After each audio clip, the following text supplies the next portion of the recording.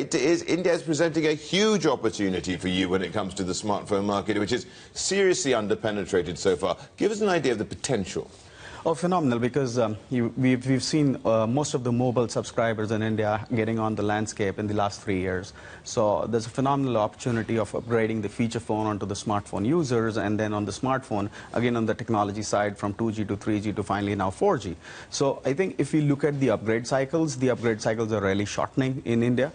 We believe, to the best of our knowledge, the life cycle of a mobile phone in India has shrunk to less than 15 months now, which means on a 700 million connected user base or activated SIM cards, we're talking about the industry should be upselling more than 500 million mobile phone, and we still sell only 250 million. So potentially the entire industry has a 100% upside. But you've got to get the pricing right, that's the problem. So the prices are going south year on year, and we have the ASP data up in the public domain for most of the brands. In fact, if you really see, even the evolved brands out of the north part of, the west part of the world or the east part of the world have been coming in India and dropping the prices because everybody is wanting the next set of users to get on the internet and the mobile phone.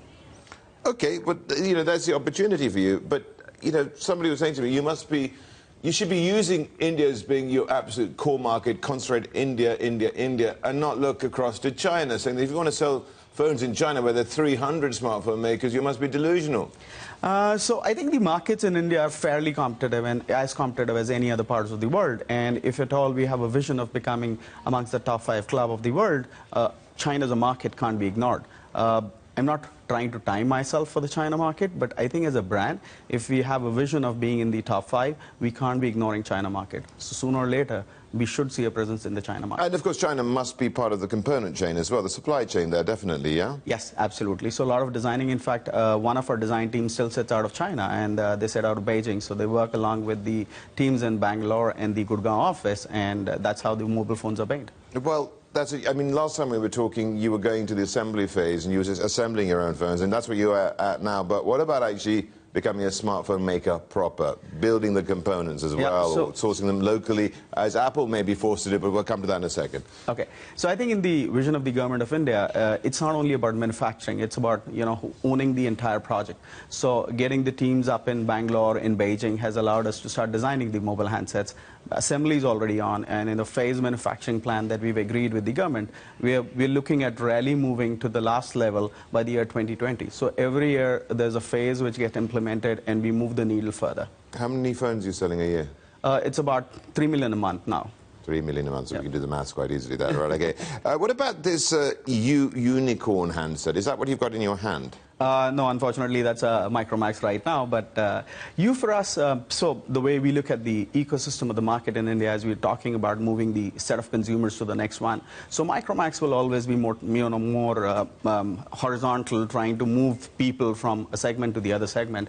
And you will be focusing more targeted. So Micromax might have about 40 mobile phones in a year getting there in the market, and you will have probably 6 or 7 models. So you will be more focused. Is it out? It is out, isn't it? That's right. Because you have, of course, Project X that you don't talk about. Well, this is your secret project. Of course, it's a secret. You're not going to tell me about it. But give us an outline of what you're working on. So, yeah, there are a few projects that the team is working on where we really feel should be the differentiator, should be able to really achieve one of the vision of the organization. We'll not be able to tell much about it, but I'm sure that will really make a change in the way the mobile phones are looked at and used at. It will be completely change the game, is that what you're saying? Yes. Will I be able to fold it up? Like a piece of paper?